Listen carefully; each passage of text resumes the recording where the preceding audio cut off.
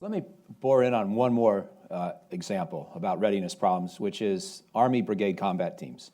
And for the last 2 or 3 budgets, the Army has been saying that it wants to send roughly a third of its brigade combat teams per year to the National Training Center to do the full unit, 3-week-long exercises and training that are sort of the culmination. And one would think that if we've been trying to fund that for 2 or 3 years, and we're doing 1/3 of the brigades per year, we'd be starting to catch up. And yet, apparently we're not, right? And apparently the Army is still talking today in the same kind of dire tones that it was 2 or 3 years ago, at least to my ear, about the state of readiness, the lack of proper full unit training and exercising. So what's going on? Is it because of all these continuing resolutions and other problems that impede the Army from carrying out its plans, even if it winds up getting close to the amount of money requested? Because we have been spending $600 billion a year on the military. That's not chump change. So why hasn't the Army, for example, been able to start to catch up? Well, I think you're right for part of it.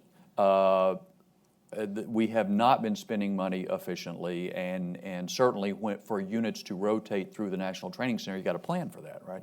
So we haven't been doing that well. But I'll tell you, again, part of the reason I believe the readiness problems are deeper than most of us have realized is just like we are cannibalizing parts off of planes to keep other planes flying, cannibalizing parts off ships to keep other ships flying, we are cannibalizing Army units in order to make those that we are sending on deployments full.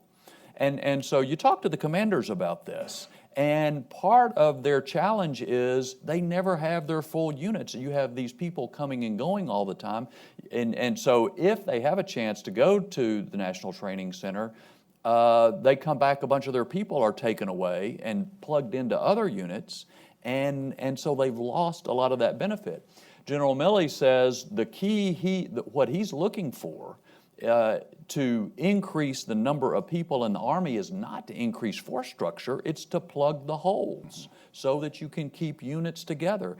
And units training together is what's required to go against these more sophisticated adversaries. So I think that's, and there's a number of other examples where our people are so good, when you send them off on a mission, they will accomplish that mission. But if you look at the cost, the damage that is done to accomplish that mission, whether it's mechanics working virtually around the clock or the cannibalization, et cetera, that's part of the reason I'm convinced that the damage is deeper than we understand.